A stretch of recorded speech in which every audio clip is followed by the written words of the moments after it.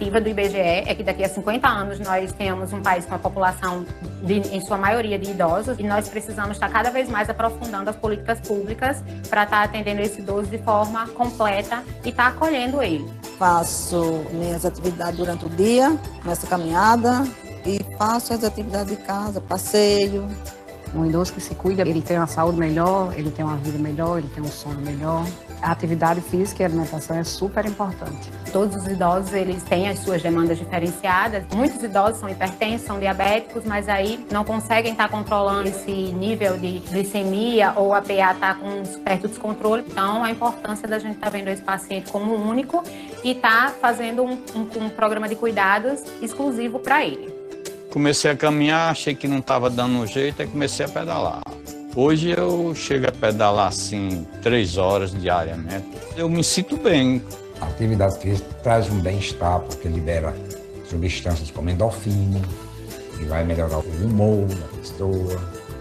Isso trazendo com que ele tenha mais saúde. É importante a saúde do idoso, ele ter o convívio social da maneira como ele consegue. Às vezes inserido dentro dos programas sociais, da estratégia de saúde, ou da unidade onde ele frequenta. Meu nome é Dosval Fernandes, tenho 59 anos, sou aposentado.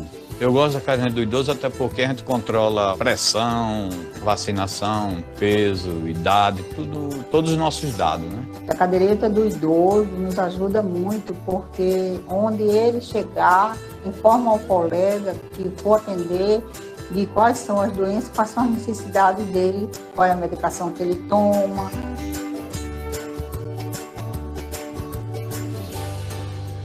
Olá, bom dia! Bom dia! Tudo bom, dona? E aí, dona Nazaré, como é que a senhora tá? Tô bem. Meu nome é Maria Nazaré Marco de Moura. Tenho 3 anos, viu? Faz 2 anos na senhora, viu? Eu fui criada nos interiores, hoje estou no meio de tanta gente conhecida. Sinto muito bem, graças a Deus, viu? Não sinto nada de cansaço dessas coisas, não, até hoje. Os exames dela deram todos normais, certo? Nenhuma alteração no hemograma.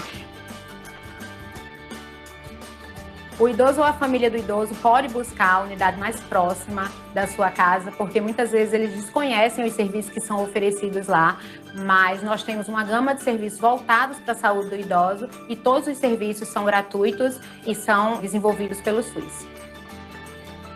Agora eu estou achando um prazer que o neto está vindo. Aquilo ali é meu prazer, viu? É envelhecer com saúde. Meus filhos, meus netos, meu esposo.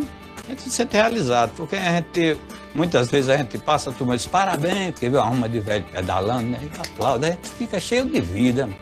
Saúde para mim é tudo, né? Porque a pessoa sem a saúde não é ninguém, né?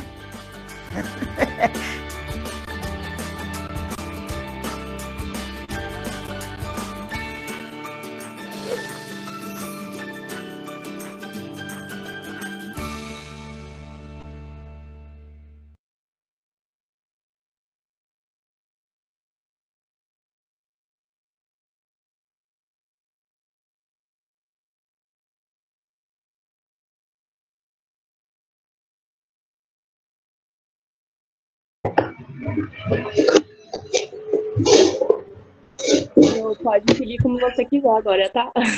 Tá bom, meu amor. Eu achei, assim, os meninos e as meninas que me conhecem já sabem que, na verdade, eu não curto muito esse tipo de aula onde a gente expõe e só um lado fala e vocês escutam. Eu nunca gostei muito de aula assim, né, de discussões assim, né? Mas eu sei que também fica um pouco difícil quando a gente está trabalhando aí à distância, né? Acaba que é um pouco mais complicada essa interação, mas eu de verdade gosto e quero que vocês mantenham aí os microfones, os chats abertos, né, para ir perguntando e discutindo, né. A gente começou conversando, eu perguntei da pandemia, a gente foi quebrando um pouco esse gelo, assim, porque na verdade é uma boas-vindas de volta, né, é uma retomada que a gente tá fazendo da Liga. Eu desejo, né, então, boas-vindas para todo mundo de novo. Peço desculpas para o final do ano que eu não consegui mais participar, Expliquei um pouquinho para todo mundo, né, que eu acabei entrando num trabalho novo aí com o idoso, né, e esse horário ficou bastante ruim para mim por conta do horário da liga. Eu saio às 7 horas da noite, a liga começa às 6, então ficou bastante complicado para participar agora, né, no meio do final do ano. O professor Anderson se pôs super à disposição, eu acho, até Marina, a Elô, que está aí na diretoria, né, esqueci o nome, o Gilmar, né, então os meninos e os meninos que estão aí na diretoria, para que entre em contato com o professor Anderson para a próxima reunião da gente, porque provavelmente eu vou estar trabalhando à noite, à tarde eu não vou conseguir, e ele disse que tem disponibilidade para acompanhar. Então, acho que vale a gente mandar um e-mail para ele dizendo que a gente retomou nessa semana, que acabou ficando tudo um pouco em cima da hora, né? Mas que a gente retomou essa semana e que daqui 2 semanas, né? Daqui 15 dias a gente retoma de novo, e aí acho que é muito válido, assim, o professor Anderson tem uma experiência muito larga aí em população em situação de rua, mas ele também tem bastante conhecimento na área do envelhecimento, na área do LGBT, que são mais ou menos as mesmas áreas que a gente acaba trabalhando junto, eu e ele, né? Então, a gente trabalha bastante algumas atividades bem juntos aí, né? Então, acho que vale a pena mandar um e-mail para ele, uma mensagem para ele saber quando vai retomar, e já pôr também no e-mail que provavelmente eu não estarei, porque aí ele já sabe que ele precisa, né, participar, tá? Mas eu agradeço pelo convite. O pessoal me fez um convite meio em cima da hora, né, Elô? É aquelas buchas que a gente pega de preceptor mesmo, né? Se vira nos 30, fica aí, dá essa aula e acabou, né? Então, assim, eu não consigo... Eu até tenho bastante aula montada sobre envelhecimento, sobre idoso. Eu acredito que a gente já conversou um pouquinho sobre o meu currículo, sobre quem eu sou, a gente já discutiu um pouquinho isso, né? Mas eu dou aula na pós-graduação de geriatria e gerontologia na Unifesp, né? Na pós-graduação. Eu dou aula na graduação na Unifesp nessas áreas também. Desenvolvi o meu mestrado com violência contra idoso na Fiocruz, e desenvolvo hoje meu doutorado com idoso sobre capacidade funcional, apoio social, depressão em idosos, lá onde eu hoje trabalho, né?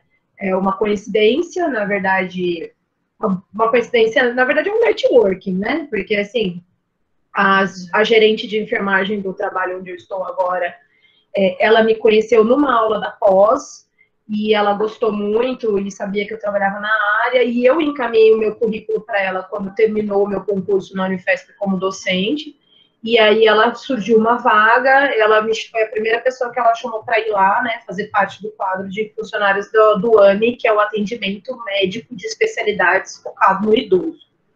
Tudo que eu falar, se tiver alguma dúvida, vocês perguntem, porque, por exemplo, o ambulatório médico de especialidade do idoso, ele só acontece no estado de São Paulo, na verdade, na cidade de São Paulo, mas pelo estado de São Paulo. Então, talvez fique um pouco alguma dúvida, né, algumas coisas, porque a gente tem o AMA, né, que é o ambulatório médico, né, que atende em outras regiões, e que também tem em São Paulo, mas em São Paulo existe o AME idoso, né, então ele é dividido em regiões e a gente atende pelas regiões, né. Então, se ficar alguma dúvida, vocês me parem e perguntem, tá? E aí, os meninos e as meninas, quando eu falar meninos, gente, por favor, saiam dessa ideia do gênero, tá? É só porque, como a gente tem hábito da língua portuguesa ser machista, né, a gente acaba concordando com o masculino aí, mas não saiam, né, um pouquinho disso, porque vocês já, acho que quem tem trabalhado comigo me conhece, já sabe que não é mais pelo hábito do que que a gente tem que quebrar, mas pelo hábito do que, né, do que uma defesa aí de qualquer coisa, tá? Ou um preconceito de qualquer coisa, tá? Mas aí o pessoal me chamou para dar essa aula, mas mais como uma discussão, porque eu até tenho algumas aulas montadas, mas eu acho que ficaria muito vago dar aulas sobre algumas questões de fundamentos, sobre né, eu falei assim, também eu não ia ter nem tempo de organizar uma aula para vocês em especial, então achei que valeria mais como uma discussão de experiência mesmo, né, uma conversa aí da minha experiência de vida e da minha experiência de estudo, né. E o meu doutorado eu desenvolvo com a professora Meire, né, lá na Unifesp, então ela é é a professora da Unifesp e ela é da pós-graduação e a linha de interesse dela, a linha de pesquisa é o idoso, então se alguém tiver interesse também, a gente está super de portas abertas para receber, tá? No programa, né, de iniciação científica, mestrado, doutorado, enfim. Na escola a gente tem um projeto chamado Recriar, que é um projeto que estava indo super bem, mas acabou por conta da pandemia dando uma parada e ficou só à distância também, como foi o projeto Resistir, que é nosso, que eu faço parte, né, que eu sou também preceptora, que é um projeto LGBT.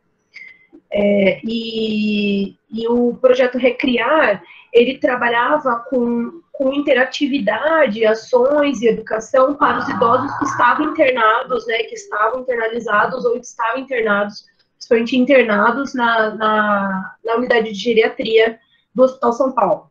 Então, a gente ia às terças-feiras, fazia atividades, né, montava discussões de jogos, ensinava a mexer no Facebook, no WhatsApp, né, então, assim, enfim, a gente acabava trabalhando mais com interatividade, né, com esses idosos. Mas acabou que a gente está um pouquinho parado, ficou mais nas orientações à distância, principalmente por conta da pandemia, né, orientações da pandemia, né, e principalmente orientações de apoio social, porque o idoso acabou sendo o grupo de risco, né, o maior prejudicado aí nessas questões da pandemia, e também o grupo de risco para distanciamento social, e esse distanciamento social levando a uma depressão, né, uma dificuldade aí de interação, uma solidão, que a gente já tem visto aí na ponta, para quem está trabalhando na ponta. Eu gostei muito a gente não combinou, né, Marina, a gente não combinou esse vídeo, mas eu gostei muito desse vídeo que você colocou, porque me dá gancho para várias discussões aí nessa fala aí desse vídeo, né. Que a gente começa falando um pouco sobre o contexto epidemiológico, né, do país, né, vamos falar do Brasil, mas do mundo, né, que a gente tem que lembrar que eu acho que isso talvez seja batido para a grande maioria das pessoas, e aí se eu falar alguma bobagem, ou se alguém não souber, a gente vai discutindo e rediscutindo, tá? Mas, assim, isso já é bastante difundido e discutido em todos os lugares aí, e talvez seja até uma percepção de quem nunca... Talvez a geriatria tenha um problema, que é que a gente dorme hoje e acorda amanhã velho, sabe? E as pessoas não pensam no processo de envelhecimento, né? Nesse processo a longo prazo. Então, a gente acorda super ativo, adolescente, e adolescente a gente nem pensa muito, né? Porque é aquela fase mais da explosão, né? Das decisões. Mas a gente vai lá, vira adulto, e começa a fazer as coisas, e pisca o olho e descobre que ficou velho, né? Então, esse processo de envelhecimento é muito... invisibilizado pelas próprias pessoas, as pessoas não estão acostumadas, não se programam para esse envelhecimento, né? O que eu acho que é o grande maior problema que a gente tem. E desde que, eu estou formada faz quase 15 anos, desde que eu estudo na faculdade, eu escuto a professora Ana Bretas, né, falar sobre o processo de envelhecimento e a importância, e que o Brasil já estava envelhecendo há 15 anos atrás, vamos por assim, né, e que já tinha uma perspectiva de aumento desses idosos.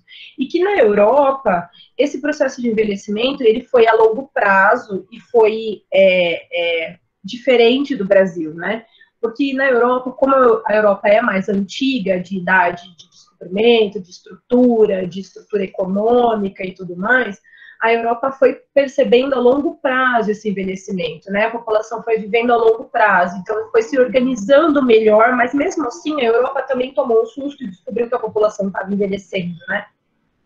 E se começou a se correr atrás de organizar políticas e estruturas para que desse suporte para esses idosos que, de repente, a expectativa de vida que era 30 e poucos anos lá na Revolução Industrial, passou a ser 50, passou a ser 60, e foi aumentando, né? E de repente na Europa era 80, 82, né? No Japão, 80 e poucos anos, né?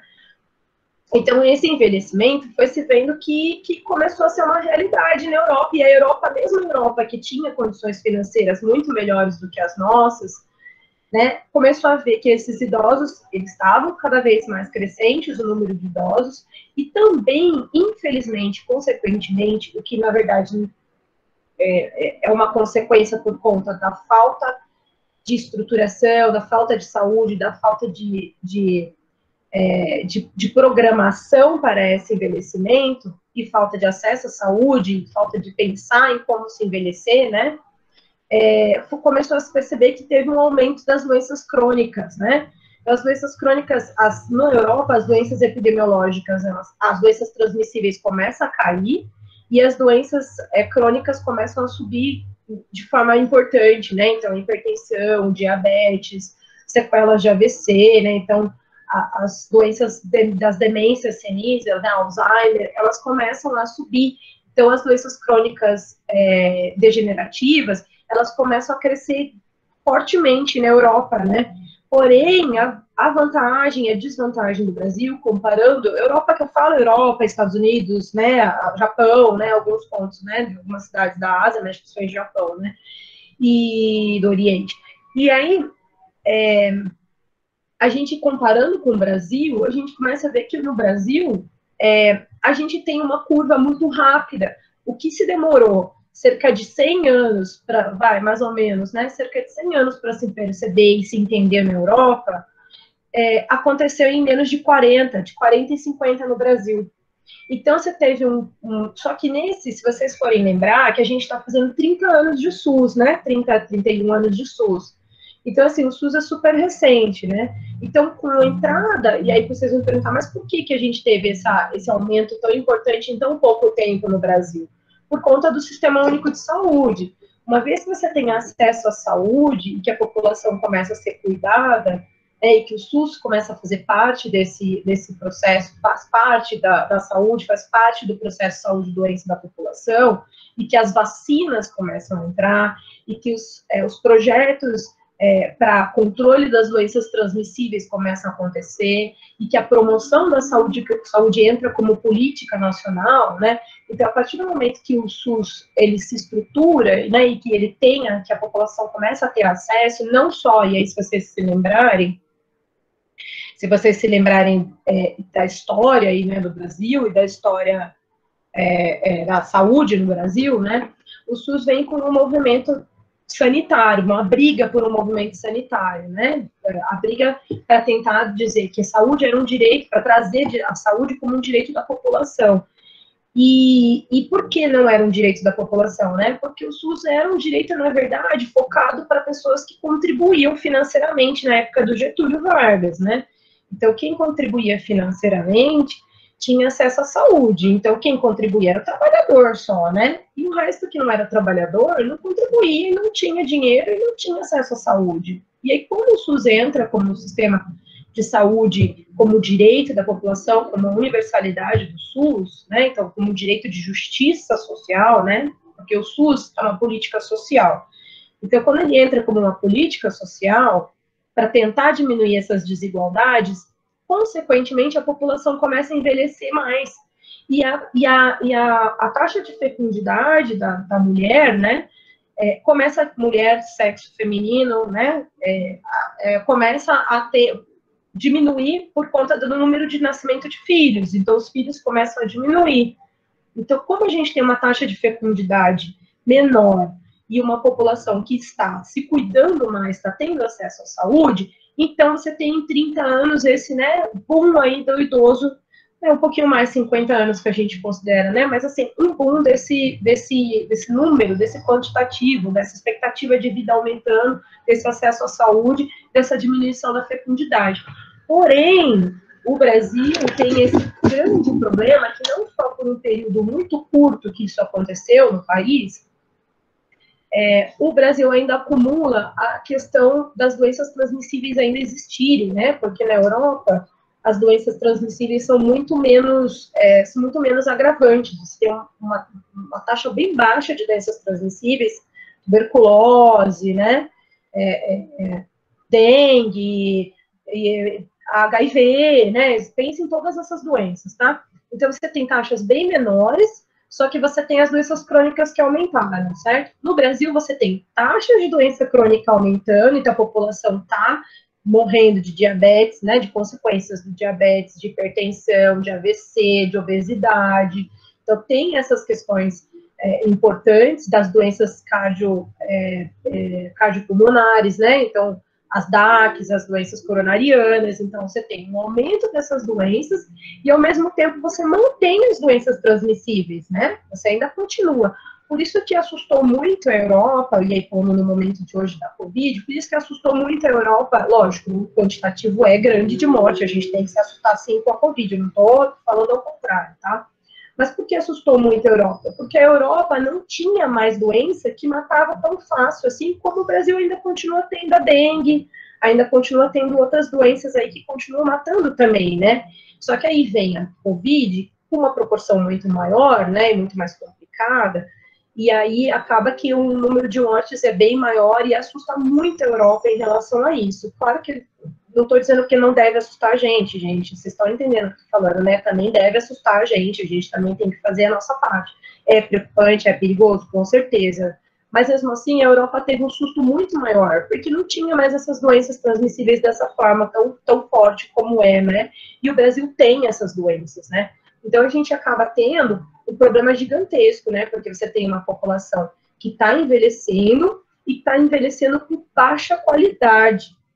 Esse é o ponto. Por mais que a gente tenha um sistema único de saúde que proporciona isso, proporciona a saúde para a população, a gente ainda tem uma população que tem uma qualidade de vida muito ruim.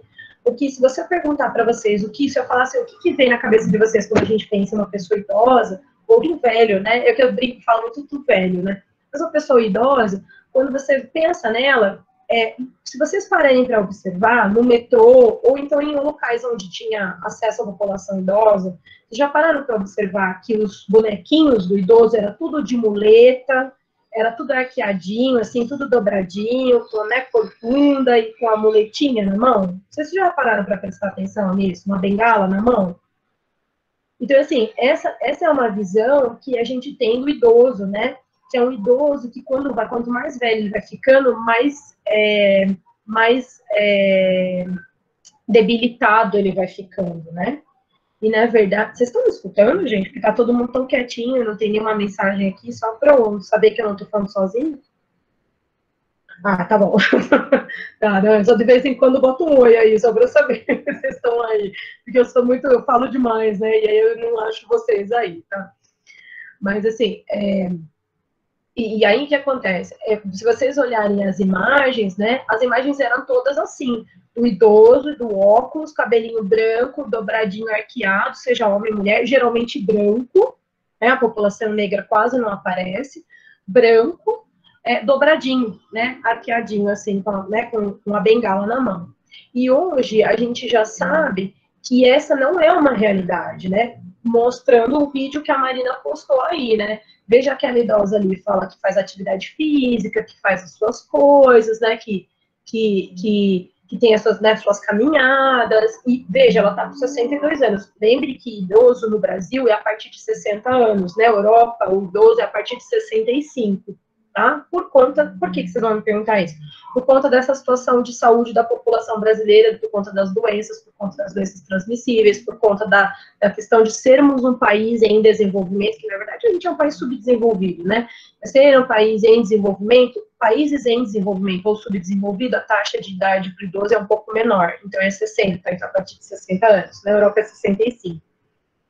E aí, a gente começa a ver que essa imagem começa a mudar, né? Hoje a gente não tem mais esse idoso arqueadinho. Se vocês forem prestar atenção no metrô, o idoso já não é mais esse desenho. Se vocês forem ver em algumas imagens por aí, forem ver imagens de idosos, vocês não vão ver o idoso mais com essa característica debilitada, né? Porque o que a gente busca no idoso? É autonomia. né? Então, isso é a palavra mais importante, lógico, do SUS em geral, mas a palavra mais importante do mundo que vocês forem pensar em idoso é autonomia, né? Pensar em idoso é pensar em autonomia. É um processo de envelhecimento que ele tem autonomia dentro desse processo de envelhecimento dele. O que eu quero que o idoso tenha no final? Que ele consiga andar, que ele consiga comer sozinho, que ele consiga se vestir sozinho, que ele consiga tomar banho sozinho, que ele não caia. Então, é autonomia, tá? A Bruna pôs, por pegarem esses estereótipos, meu pai, por muitas vezes, tem que apresentar. Pois é, entendeu? Então, assim, hoje o idoso tem uma característica muito diferente de antes. Só que eu tenho uma crítica naquele vídeo da Marina, né, Marina? Eu sempre cutucando, né, Marina? Sempre, né, arrumando historinhas, mas é para fazer vocês pensarem mesmo, né? Eu tenho uma crítica para aquele vídeo da Marina, porque ele fala muito ali como o idoso, como uma consequência das escolhas que o idoso faz na vida dele, como a gente chama de estilo de vida, né?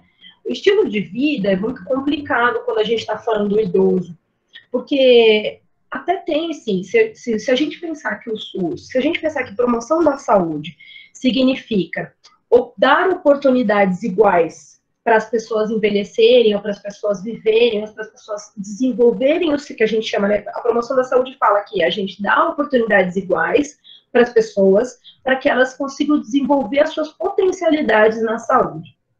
O que isso significa? Vocês acham que é a mesma coisa envelhecer nos Jardins e envelhecer no Heliópolis? Não necessariamente, né? Então, assim, talvez envelhecer... Pois é, eu acho que não. Não vou dizer nunca, porque às vezes você tem coisas muito melhores no Heliópolis que você não tem nos Jardins, por exemplo, apoio social. Populações mais carentes geralmente se apoiam mais. E idosos mais ricos acabam ficando mais sozinhos. Então, isso é um pouquinho diferente em questões da periferia e desses centros que têm mais dinheiro, né? Que tem mais acesso à informação e dinheiro, né?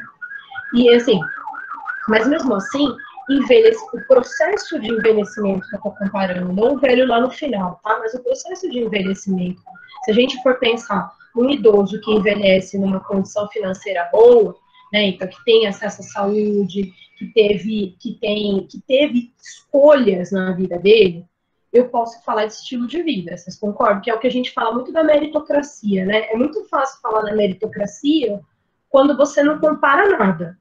Né? Porque meritocracia, falar assim, eu passei no vestibular porque foi mérito meu, é mentira, né? Beleza, parte não estou falando que não é 100%, parte porque você estudou, mas será que você teve o mesmo mérito que o outro que não teve condições de estudar teve? Então, a meritocracia é um discurso muito... muito para cobrir buracos, né? Para não falar da desigualdade, né? Então, assim, quando a gente está falando do idoso, é a mesma coisa. Quando eu estou falando desse processo de envelhecimento, se eu falo de estilo de vida, se eu falar que o idoso, é porque, ele envelheceu mal, por quê? Porque ele fumou, porque ele comeu mal, não é isso? Se vocês me perguntarem, eu vou falar isso. Você vai falar, por que você envelhece mal? Envelheci mal porque eu fumei, porque eu comi mal, porque eu me estressei durante o dia, né? A vida inteira fui um cara estressado, uma mulher estressada, porque eu tive... Então, assim, quando a gente está falando de estilo de vida, a gente tem que tomar muito cuidado para não culpabilizar o outro, né? Porque naquele discurso do vídeo, dá a entender que como aquela idosa, ela faz a caminhada dela, ela tem qualidade de vida. E, na verdade, não é bem assim, né? Então, a gente tem que tomar um pouco de cuidado com isso, porque falar de caminhada, né? Falando da caminhada porque ela citou no vídeo, tá? Mas falar de caminhada, porque eu faço caminhada, é muito diferente de você falar numa região onde você tem um idoso que pode caminhar num parque, como o Parque Vila Lobos, ou como o Parque Ibirapuera, que a maioria conhece, mesmo quem é de fora geralmente conhece, um parque que eu digo organizado, plano, né? Que as pistas geralmente tem manutenção, né? Então, assim, é muito mais fácil falar que o idoso faz uma caminhada e vai caminhar nesse parque. Agora, se eu falar que o idoso caminhe e faça a caminhada no parque, quando a gente está falando de uma periferia, ou quando a gente está falando de uma situação onde eu tenho ruas que são esburacadas, eu não tenho calçada, eu tenho degrau nessas calçadas, falando alguma coisa que é diferente em algum estado de vocês, alguma cidade de vocês. Então, assim, essa qualidade é muito diferente. Outra coisa que a gente tem nesse processo de envelhecimento, que a gente chama de, uma das aulas que eu dou na pós-graduação, a gente chama de heterogeneidade do envelhecimento. O que é isso? São os diferentes tipos de envelhecimento. Porque a cultura faz parte desse diferente tipo de envelhecimento, né? Hoje, por exemplo, eu peguei uma idosa que ela fuma cachimbo. Ela tem 92 anos, eu brinquei com ela e falei assim, nossa, eu quero saber que cachimbo é esse que a senhora fuma, porque eu quero fumar igual, né, para poder durar 92 anos. 92 anos, super bem, é um cachimbo dela, e é cultural dela, vocês entendem? E é do jeito dela. Claro que ela pode ter problemas pulmonares e questões, né, importantes aí por conta do tabaco, claro que pode. Mas se eu for falar para ela que é culpa dela e vou falar para ela que agora ela tem que parar de fumar, a mulher tá com 92 anos, gente, né? Então, assim, é surreal pedir para ela parar de fumar agora, né? Então, assim, os envelhecimentos, eles são diferentes de acordo com as culturas desses envelhecimentos. A população de idosos indígenas envelhece de forma diferente da população negra, que envelhece da forma diferente da população branca, que envelhece, a mulher envelhece de forma diferente do homem, né? E que ainda assim a população LGBT também envelhece e a gente não enxerga esse envelhecimento dessas pessoas, né? Então é isso que eu falo para vocês. A gente ainda está muito focado no envelhecimento do homem branco, que tem acesso à saúde, que faz caminhada e que culpabiliza essa pessoa, né? Que a culpa é dessa pessoa que se ela não fez caminhada a vida inteira e ela não teve um hábito de vida saudável, ela não é uma pessoa que deve ter qualidade aí desse processo de envelhecimento, né? A Paloma pôs, e também condições do Estado hoje para idosos ter qualidade. Pois então a gente está falando de tudo isso, né? É claro, Paloma, que eu não vou entrar em todos os méritos, não vou falar de aposentadoria, porque a gente teria que fazer uma pós-graduação inteira para a gente falar sobre isso, né? Assim, a gente teria pelo menos alguns dias de aula aí para a gente discutir tudo isso, né? Mas eu concordo com você, né? Que condições que o Estado oferece? Que o Estado te dá um direito à saúde. E aí a população idosa começa a brigar por uma visão mais focada nela, né? E que direitos, dentro desses direitos à saúde, que direitos a população idosa tem? E aí a gente tem duas políticas, né, que são importantes na população idosa, que é a Política Nacional de Saúde da Pessoa Idosa, que é o PNI, PNSI, e a política e o Estatuto do Idoso, né? Que dentro do Estatuto do Idoso ele vai determinar, na verdade, o Estatuto do Idoso vem antes da política, tá? E aí o Estatuto do Idoso ele vai começar a falar várias questões que o idoso tem direitos no Estado em geral, né? Estado que eu digo nação quando eu falo, tá? Como direito político. E vai começar a dizer que a gente tem vários direitos que a gente não teve aí durante a vida, né? Então, de repente, direito de sentar, de descer, tô falando coisa simples, tá? Mas a gente pode ir até mais profundamente. Mas, por exemplo, né, o direito de ter uma cadeira para sentar dentro do ônibus, do metrô, né? O direito de ter acesso a estacionar o carro mais próximo da onde você vai, por exemplo, fazer o mercado, né? Então, são direitos que são adquiridos a longo prazo, né, no tempo da vida, por uma questão de saber que é uma necessidade importante do idoso, né? E aí vai outras questões aí, né? Transporte de graça, e tem várias outras questões aí que o Estatuto do Idoso defende, a violência, né, a notificação da violência contra o idoso e outras coisas aí, tá? O Jefferson com isso, só me recordo de uma vez que estava com uma prática interdisciplinar e uma consulta com uma idosa, orientá-la quanto a uma prática de exercício físico para auxiliar no controle do seu problema de saúde. Ela olhou para mim e começou a chorar, falando que já se sentia tão exausta, tendo que trabalhar aos 63 anos da idade, como doméstica, que não tinha mais... Pois é, olha isso, Jefferson, né? Como a gente ainda cai...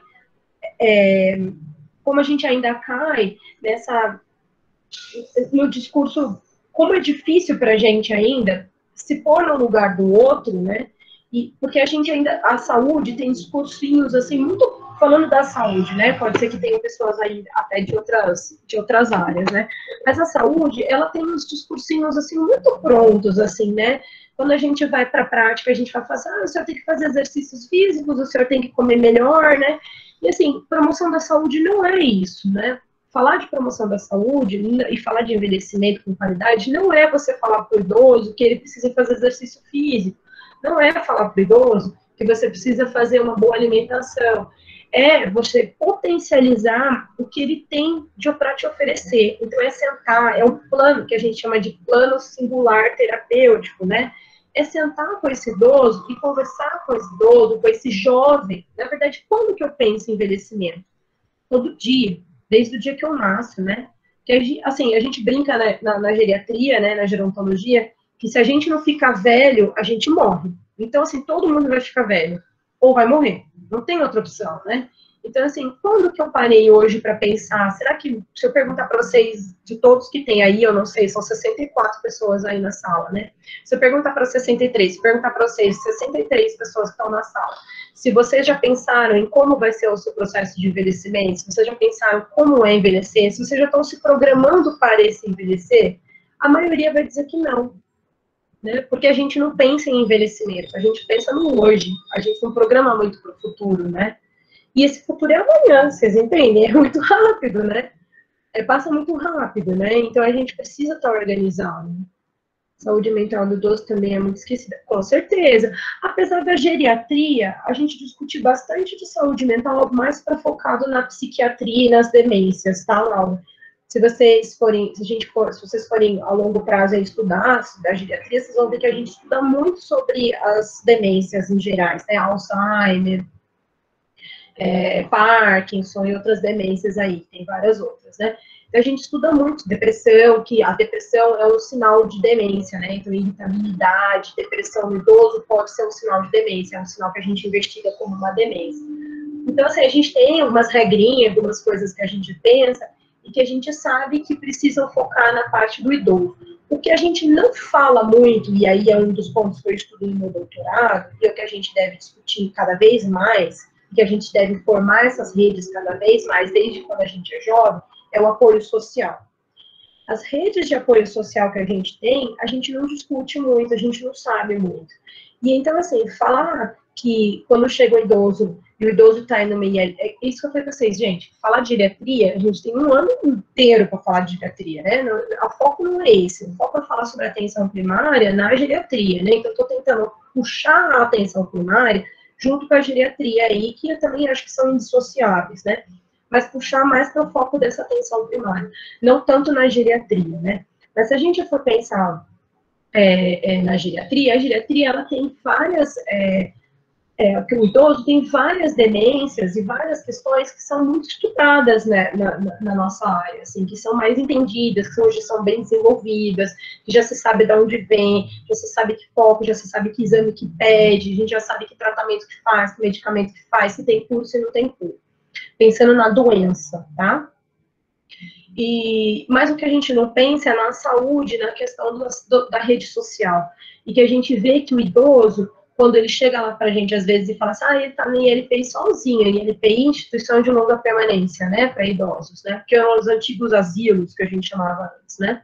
E aí a gente fala assim, o idoso fica na ILPI sozinho, coitadinho, ninguém dá atenção para ele. Mas será que ele formou rede durante a vida dele, né? Porque às vezes foi um pai que bateu, que abusou, que brigou, que bebeu. Pai e mãe, tá? Isso que eu falo pra vocês, pelo amor de Deus, saia desse discurso do gênero, né? Mas a gente sabe que, infelizmente, o machismo leva a esse tipo de coisas, né? Essa construção machista, né? Mas assim, será que essa pessoa, ela formou rede de apoio a longo prazo na vida dela? Porque se ela for uma pessoa muito, entre aspas, tá? Ruim durante a estrutura dela, né? Uma pessoa que não formou rede, como é que a gente vai querer que ele tenha cuidado de rede lá na frente se ele não conseguiu formar essa rede? São Paulo tem uma dificuldade muito grande para isso, né? O vizinho não conhece o vizinho do lado. A pandemia ajudou um pouquinho a gente pensar um pouco mais nessa rede, né? Pensar um pouquinho mais nessa formação, nessa estrutura, né? Pensar que o meu vizinho do lado pode ser um idoso, que de repente eu preciso ajudar ele, né? Então a pandemia trouxe muitas coisas ruins em questões de morte, em questões de isolamento, mas também trouxe coisas boas, sabe? Então fez a gente repensar algumas coisas, né? Fez a gente repensar da importância do sistema único de saúde, fez a gente repensar da importância do nosso voto e para quem a gente dá, fez a gente repensar a importância da universidade, né, e a importância das pesquisas da universidade, fez a gente repensar quem é o nosso vizinho, fez a gente repensar que eu posso ajudar o próximo, né, então assim, fez a gente também repensar em muitas coisas importantes, né. E a questão sexual também, Bruna, concordo com você, é super pouco falada. Né? Eu tinha uma aluna na pós que trabalhava num ambulatório de sexualidade com idoso na USP, né? E é muito, assim, é um ambulatório que tem. E eu vejo que quando a gente está fazendo entrevista com idoso no AME, né, na minha área, que é uma atenção secundária, poucos enfermeiros fazem perguntas sobre a questão sexual. E a gente tem que fazer assim, né? Porque idoso transa, porque idoso pega sífilis, porque idoso engravida pessoas, né? Então, assim, passa doenças, né? Então, assim, a gente precisa conversar sobre várias questões aí que não são discutidas no envelhecimento. Principalmente, o sexo já é um tabu por natureza, infelizmente, ainda, né? E aí, para a mulher idosa, ele é mais complicado ainda, sabe? E para o idoso homem, ele entende como um machismo ainda, então é bastante complicada essa relação de discussão ainda, sabe? E tem um tabu muito grande, assim, as pessoas acham que idoso não transa, né? Idoso não faz sexo, então não preciso falar sobre isso, né? Principalmente as idosas, as mulheres, né? E também a gente tem que lembrar que a população LGBT também está envelhecendo, né? Porque a população LGBT vem do movimento que é importante, né? E quando o movimento acontece, ela ganha visibilidade, né? Quando vem o movimento dos anos 80, né, que ganha essa visibilidade, a gente começa a perceber que essa população que antes não envelhecia, ainda não envelhece muito bem, né? As travestis ainda não envelhecem bem, mas que tem uma expectativa de vida que está começando a envelhecer, né? Que está começando a chegar nesse envelhecimento. O que a gente tem de saber essas informações dele, né? Como é esse processo de envelhecimento? Então, uma das minhas alunas, né, faz uma pesquisa junto com o professor Anderson, faz uma pesquisa sobre como é o processo de envelhecimento das mulheres travestis e as alterações dos corpos que elas fazem, né? O que elas fazem, que mudanças corporais elas fazem e que consequências essas mudanças corporais têm ao longo prazo na vida delas, né? Então, assim, isso também é uma coisa que a gente precisa pensar, né? Porque a população LGBT nunca deixou de envelhecer, né? Só que agora ela ganhou uma visibilidade um pouco maior. E o que a gente sabe sobre essas informações? O que a gente sabe sobre a quantidade de hormônios que são tomadas e como que elas envelhecem a longo prazo, né? A gente não sabe nada ainda, né? Olha quanta pesquisa a gente precisa fazer ainda, quantos mais estudos a gente precisa desenvolver. E pensando na população LGBT, existe um problema, uma problemática muito grande no processo de envelhecimento que a gente chama de voltar para o armário, né? Porque quando o idoso, seja ele feminino, masculino, sexo feminino, sexo masculino, homem, mulher, está na construção de gênero, por isso que eu estou falando para vocês, por favor, não fique se apegando muito a essas palavras agora, né? A gente está falando do processo geral, tá? E quando a gente está falando dessas pessoas que estão envelhecendo, da população LGBT que está envelhecendo, elas precisam voltar para os armários, porque nas ILPIs elas não são aceitas, né? Então, assim, o velho é preconceituoso, né? E o velho, quanto mais velho ele é, mais preconceituoso, parece que fica mais aflorado esse preconceito que eles têm, sabe? Então, assim, o preconceito não muda se você é velho ou não, né? Ele tá lá. Então, assim, a gente vê muito que nas ILPIs, que são travestis que são colocadas em ILPIs, elas não se adaptam bem, elas preferem não estar em ILPIs do que estar em ILPIs, porque elas não se adaptam, porque elas são estupradas, porque elas são maltratadas, né? E a mesma coisa acontece com homens gays que são, né, que estão institucionalizados em ILPIs. Geralmente, para que eles não sofram preconceito, para que eles não tenham problemas com isso, eles acabam fingindo que não são. Né? Eles acabam fingindo coisas das quais eles precisam passar por cima de... Olha que falta de respeito, né? Olha que dificuldade, né? A gente passar por cima de tudo isso, porque a gente não pode ter um envelhecimento digno, né? De acordo com as diversidades que a gente tem. Então, são muitos tipos de envelhecimento, por isso que eu falei para vocês, gente, é uma pincelada, né?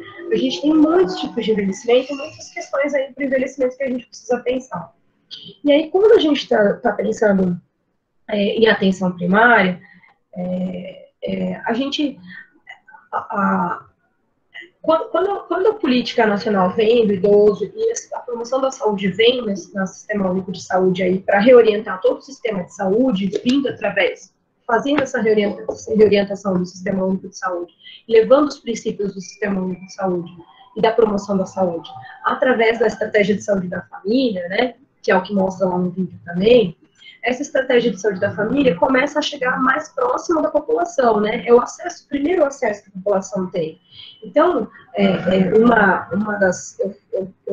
faço um material para a FAM, para a Faculdade das Américas, que é particular, que me contratou para falar sobre urgências e emergências na atenção primária, né? E uma delas, a atenção primária é porta de acesso, é o primeiro acesso à saúde que a população tem.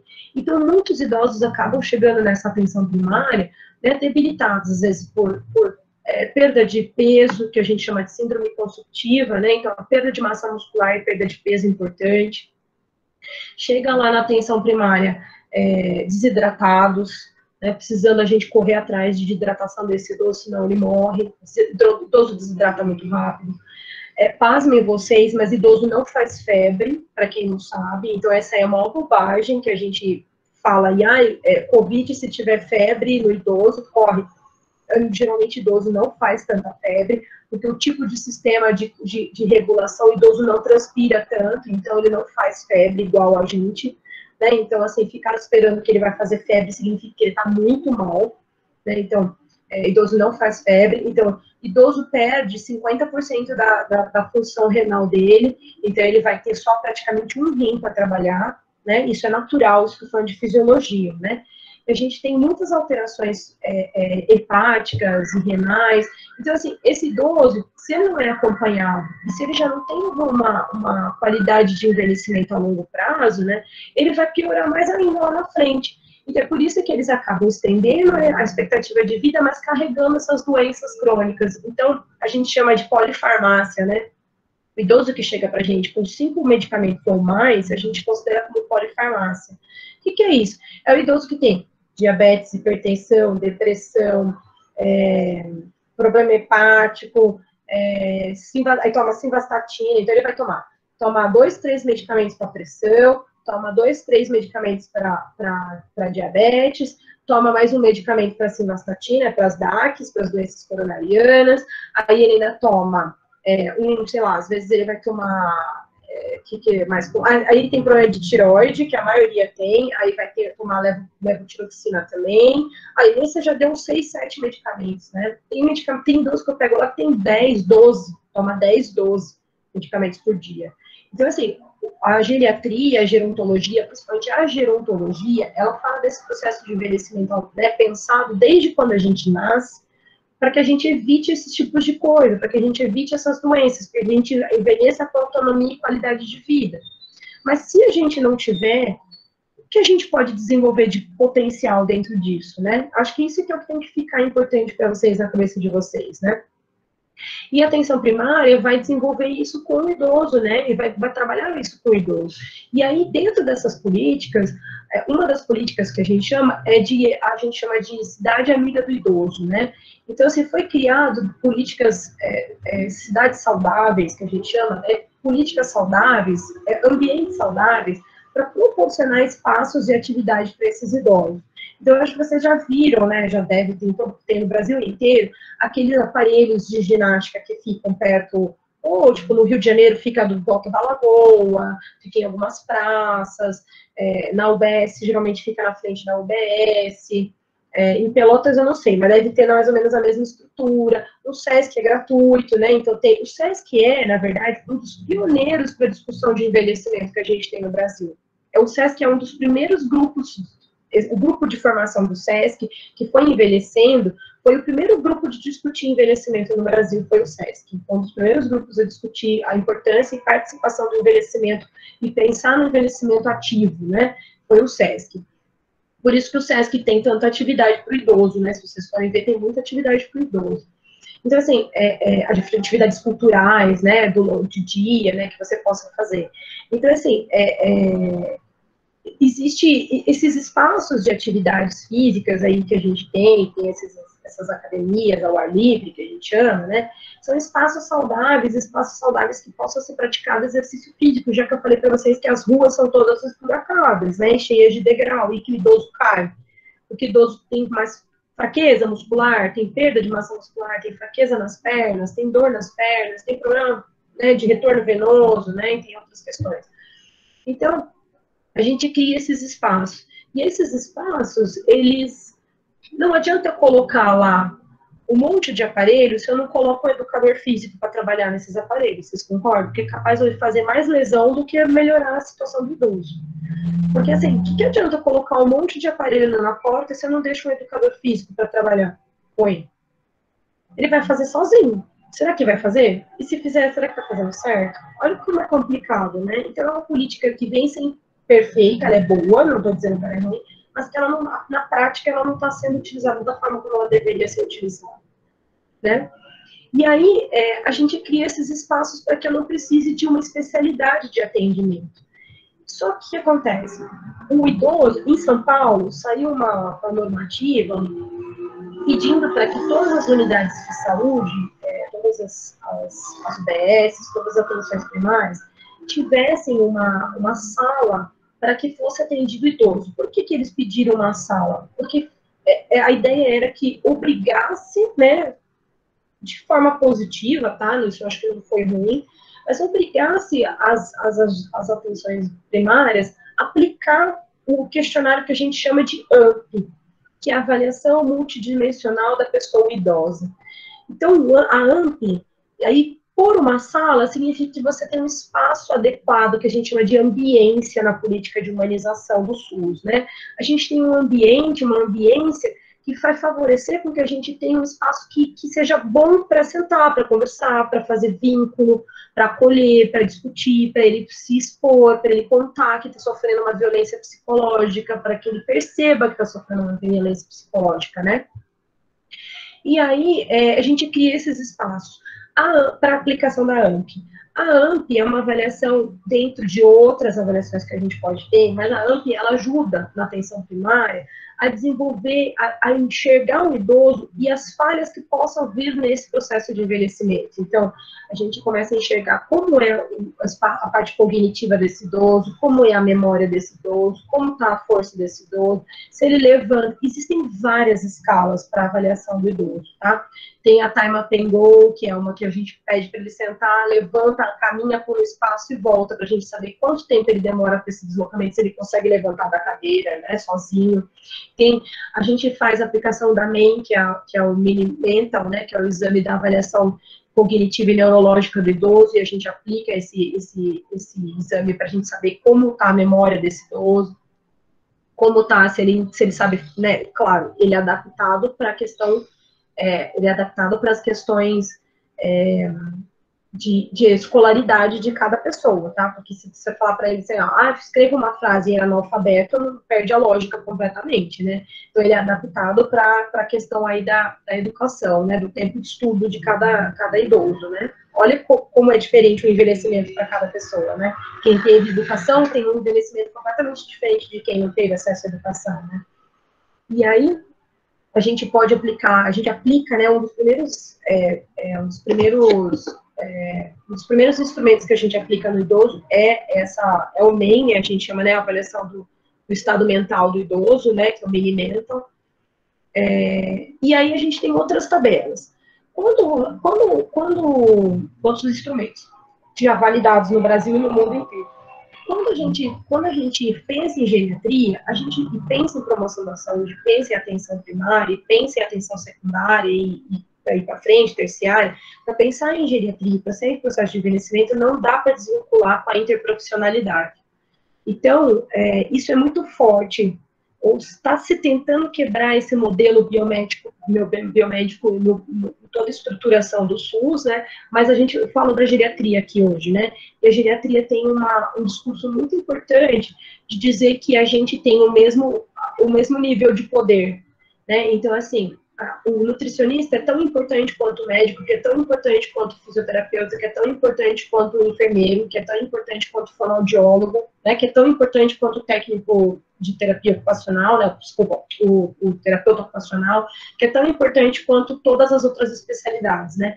Então, trabalhar com a geriatria é trabalhar de forma interprofissional. Não estou dizendo para vocês que é perfeito, porque ainda é segmentado. Passa comigo na enfermagem, passa com o nutricionista, passa com o enfermeiro, né, com o médico, passa, né, ainda continua passando segmentado. A gente ainda não conseguiu sentar e montar um plano terapêutico junto. Mas ainda vou dizer para vocês que é melhor do que muitos lugares, melhor do que muitas especialidades, né? Então, isso é uma conversa muito importante da geriatria, que é o trabalho interprofissional. Ou pelo menos o trabalho multidisciplinar, né?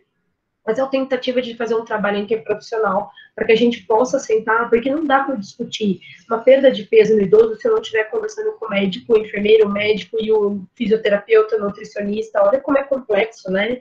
Eu peguei um idoso essa semana, que ele tem psicóloga, eu peguei um idoso essa semana que ele tinha uma complexidade tão importante, ele perdeu cerca de 40 quilos em 1 ano e meio, estava super magro, emagrecido, só pele e osso mesmo, não tem nada de massa muscular. E ele tem uma questão muito importante com a comida, assim, sabe? A impressão que eu tive na conversa com ele, na consulta de enfermagem que eu fiz com ele, é que ele tinha uma questão importante que parecia que ele não queria comer. E naturalmente, o idoso já perde o apetite, isso é natural da idade. A professora... me fugiu o nome dela, que é da pós-graduação junto com a gente. Guiomar. A professora Guiomar, que é médica, epidemiologista, sanitarista, a professora Guiomar trabalha com a Ana Bredes, trabalha com a gente na escola, a professora Miriam faz bastante tempo com a gente lá. Ela é aposentada da escola, mas ela já trabalha há muitos anos com a gente. E ela foi uma das primeiras pessoas a pedir na secretaria aí, centros-dia, que é onde o idoso pudesse passar o dia e ficar, né, tendo atividades no dia, então ela é bastante importante na nossa área. E ela mostra um estudo que o macaco, né, que foi envelhecendo e que foi dando pouca comida a longo prazo para o envelhecimento dele, ele envelheceu menos fisicamente.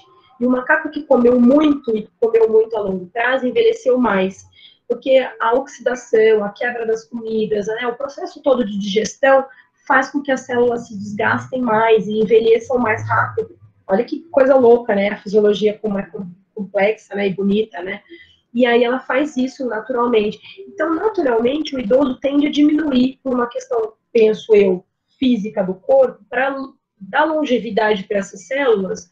Ela, né, não se tem ainda um estudo comprovado disso, mas contém esse estudo que ela sempre mostra na apresentação dela, que é importante, que mostra que naturalmente o corpo começa a diminuir a forma de comer, diminuir a comida, para que a gente dure mais, né, mais tempo.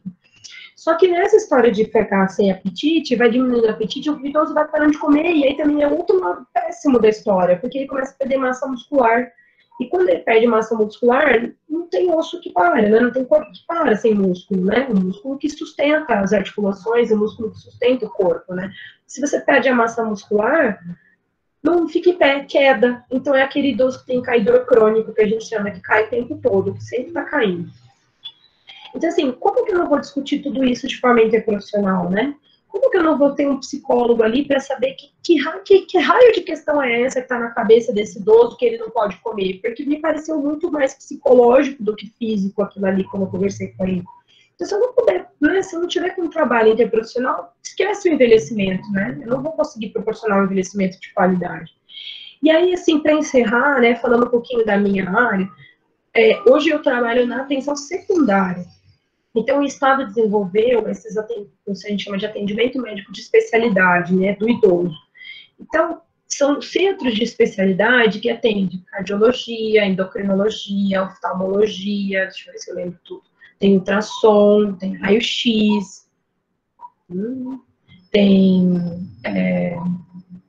aí tem o geriatra, né, tem otorrinolaringologista, né, tem otorrino. Aí tem fono, enfermeiro, psicólogo, fisioterapeuta, terapeuta ocupacional, educador físico. e assistente social. Eu acho que são essas no geral, né? A maioria dos atendimentos que acontecem lá. O que são esses atendimentos? É quando a atenção primária começa a perceber, através daquela avaliação da AMP, a AMP é aplicada de 6 em 6 meses. Quando ele aplica a AMP e ele vê que esse instrumento está mostrando para ele que esse idoso está ficando esquecido, está ficando emagrecido, está ficando depressivo, está ficando com alguma alteração, ele encaminha para esse atendimento de especialidade. Se o idoso chega para mim e ele não tem alteração de nada, ele não precisa passar no AME, não precisa ir para essa atenção secundária, porque ele está bem. E processo de envelhecimento é natural, quem tem que cuidar disso é a atenção primária. Faz sentido para vocês? Agora, é como cuidar da criança, é como cuidar da mulher, é como cuidar do idoso, é a mesma coisa, né? Claro que suas especificidades, mas é igual, né? Então, ele faz parte da atenção primária. Quando ele tem alguma questão que a gente percebe lá no AME, né, que ele passa por uma triagem comigo com a enfermeira e com o médico geriatra. Quando esse idoso chega para mim e a gente vê que ele está debilitado de alguma forma, está depressivo, eu aplico alguns instrumentos nele também. Eu aplico escala de depressão geriátrica, aplico minimento, aplico... E a gente tem protocolos que a gente segue, tá? Então, assim, se ele tem mais de uma questão dentro daquele protocolo, ele faz parte da necessidade de passar no ano. Depois, outro dia, a gente pode sentar e conversar muito mais profundo sobre tudo isso, tá? Mas, assim, dentro desse protocolo, eu direciono que cuidado que eu vou dar. Ou se eu não for dar nenhum cuidado, no ANE, eu retorno numa carta de contra-referência, lembra da referência, da contra-referência, das redes, do trabalho de rede, dos setores? Então, eu retorno uma carta de contra-referência para essa UBS e eu caminho para a UBS falando, ó, esse idoso não tem necessidade de acompanhar aqui, é só acompanhamento da unidade básica de saúde. Quando esse idoso está comigo, eu não posso também soltar a UBS, porque toda vez que o idoso entra na atenção secundária, ele mantém ainda na atenção primária, ele sempre vai ser da atenção primária. Só que ele começa a passar comigo, e a gente começa a desenvolver atividades, exames, e avaliações, e conversas, e psicologia, e sei lá o que for com esse idoso, para acompanhar esse processo de envelhecimento ali, que tem algum problema nesse envelhecimento dele. Já está instalado esse problema, vocês entendem? Olha a importância da atenção primária para que esse problema não exista. Mas se ele já existe e ele não está sendo dado conta, ele precisa de uma atenção secundária. Lembra das hierarquias? Hierarquias no sentido de complexidade, né, do SUS. E aí ele vai para atenção secundária comigo. Quando ele chega lá comigo, a gente faz atendimentos pontuais com ele, né, então ele vai passar na geriatria de 6 em 6 meses, de 3 em 3 meses, de acordo com o protocolo, enfim, que não interessa, mas ele vai passar comigo. E se eu vejo que, de repente, eu tenho alguma complexidade, por exemplo, ele tá começar a tomar insulina, como aconteceu com uma idosa minha, começou a tomar insulina. Ela tá tendo dificuldades para tomar insulina, ela não tá sabendo aplicar. Eu orientei, eu conversei, eu fiz 2, 3 orientações, mostrei vídeo, fiz tudo, mas não é a minha função na área secundária. É como por conta de ser enfermeira, mas não é por conta da secundária, porque isso é a função da atenção primária. Mas, enfim, a gente orienta, porque passou no endocrinologista comigo, né? Então, eu oriento, faço toda a parte bonitinho. Só que eu vejo que ela não tá... Tem alguma coisa ali que não tá... talvez seja uma questão de estar fazendo sozinha, de não estar conseguindo aplicar essa insulina. Tem alguma coisa que não está dando certo nessa insulina. O que eu tenho que fazer?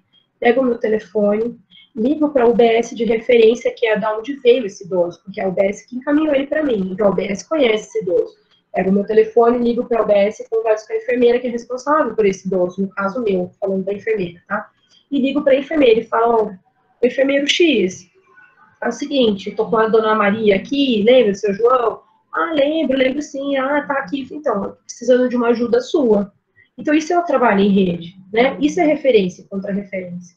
Né? Eu ligo para ela e falo, e aí, ó, tá difícil o trabalho, porque eu tô percebendo que eu acho que ela não vai dar conta de fazer insulina, será que você pode pedir para alguém acompanhar? Será que você pode ir mais próximo deles, dessa idosa, para acompanhar como tá sendo? Então, é uma tentativa da gente fazer com que esse atendimento seja da melhor forma possível, trabalhando na atenção, trabalhando com a rede, né, com a rede de saúde, né, e com esse planejamento, pensando em promoção da saúde sempre.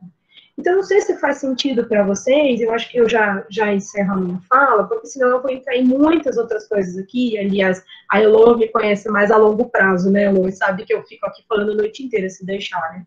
Mas, assim, Não sei se faz sentido para vocês essa estruturação e como, pensando na atenção primária, pensando na atenção secundária, e pensando na questão do envelhecimento, como caminha esse envelhecimento, né? Como é esse envelhecimento? O que a gente precisa fazer? Então, pensar em envelhecimento passa parte de pensar dentro do nosso próprio envelhecimento, sabe? Eu penso muito assim, hoje em dia eu falo muito disso. Como é o meu próprio envelhecimento? Né? Como eu estou me envelhecendo? Eu estou programada para envelhecer? Eu estou formando rede? Porque uma coisa é ter os amigos da balada, né? A cerveja é ótimo, é muito legal, também tem. Mas será que eu tenho apoio social, né? Se eu ficar doente, com quem que eu posso contar? Já pararam para pensar? Se eu estiver doente, se por alguém já passou por uma situação, eu passei recentemente por uma situação, né? A Elô sabe, a Marina sabe, o Gilmar sabe. Passei recentemente por uma situação de fratura de tornozelo, que eu fiquei 1 ano aí, praticamente, para voltar a andar. E aí, assim, quem foi a minha rede de apoio nesse momento? Então, assim, será que eu estou formando rede? Como é essa minha rede, né? Será que ela é uma rede de qualidade? E outra coisa, quando eu falo dessa rede, será que eu tenho rede instrumental, que a gente chama? O que é essa rede? Que é a rede do SUS. Será que eu tenho atendimento? Será que eu tenho atenção primária? Será que eu tenho atenção secundária? Será que eu não tenho que brigar para ter isso na minha região, na minha cidade, na minha estrutura de cidade, no meu bairro? Então, eu acho que é pensar em tudo isso, pensar em processo de envelhecimento. E eu acho que é isso, gente. Eu acho que fica por aqui. Se vocês tiverem dúvidas, fico à disposição para responder. Mas eu acho que é isso. Senão a gente vai aprofundar em muitos outros temas aí que eu acho que a gente perde um pouco, fica mais para geriatria, né? E para gerontologia, né? Não tanto na nossa área. Mas fica à disposição. Se alguém tiver dúvida ou se ficou alguma coisa que não entendeu, né? A gente pode conversar, tá bom? Ai, prof, é muito bom. Tava com saudade de assistir suas aulas. Eu também tô com saudade de dar aula, você não tem noção. Ai, prof. Eu gosto, né? Vocês sabem que eu gosto, né? Então... Ai, prof, é muito bom. Não sei se alguém tem alguma coisa para perguntar para a professora, gente. Pode colocar aqui no chat. Talvez tenha sido muita informação também, né, Elô? Porque, queira ou não, é bastante coisa, né? Aí é só uma, foi o que eu falei, é só uma pincelada geral em tudo. Não dá para falar, né, de geriatria. Vamos falar gerontologia, né? Não dá para falar de gerontologia, né, que é esse processo de envelhecimento, né? Então, não dá para falar de gerontologia em 1h30, né? Então, assim, a gente precisa de um tempo para falar. Eu acho que é só para pincelar mesmo e fazer essa primeira emenda aí de tudo, né, depois do que vocês vão, a gente vai, né, ver aí a longo prazo aí também nesses dias aí, né, nesses próximos encontros da gente, mas acho que também faz parte dessa retomada do Sistema Único de Saúde que é importante, né? Não, prof, foi incrível. O Jefferson colocou aqui no chat, foi maravilhoso, revisei muitos momentos das minhas práticas e consegui extrair novas perspectivas. Ai, que bom, Jefferson. É sempre bom, né, enxergar de outras formas, né? Sair um pouco do muro da gente, né? Muitos elogios, pro. Imagina. Ai, pro, agradecer você por ter topado, a gente chamou. Essa é a responsabilidade do preceptor, né? Sempre salvando a gente. Mas pelo menos isso eu tenho que fazer, né? Se eu não fizer, eu não perdo o ônibus aí do preceptor, né? Então, eles têm que dar um help quando precisa, né? Porque vocês tocam muito bem sozinhos, vocês sabem disso. Vocês nem precisam de mim, né? Então é isso. Muito obrigada. Obrigada, pessoal. Eu que agradeço, gente, de verdade. Fica à disposição. Vocês têm meu e-mail, mas eu vou deixar aqui também. Se precisarem falar comigo, manda um e-mail. E a gente vai... Eu não estou saindo da liga, né, Elô? A gente já conversou bastante sobre isso, né? Eu conversei bastante. A ideia não é sair da liga. Mas eu sei que eu também não estou dando conta por conta do horário mesmo, né? E eu não estou dando conta de estar junto com vocês. Então, acho que é bom o professor Anderson também estar mais próximo, né? Para a gente não ficar tantos dias, porque às vezes a gente precisa fazer esse intermédio aí, né? Da conversa, assim, essa junção aí da nossa área, das nossas áreas da saúde, para aquelas discussões que às vezes não são só de saúde, né? Então, a gente precisa, aliás, o que é saúde, né? É tudo isso, né, que a gente está discutindo. Então, assim, a gente precisa talvez ter alguém que faça também essa abordagem geral, né? Então, acho que é bom conversar com o Anderson para ele voltar a seguir com a gente, já que ele se pôs à disposição também, né? Não, com certeza.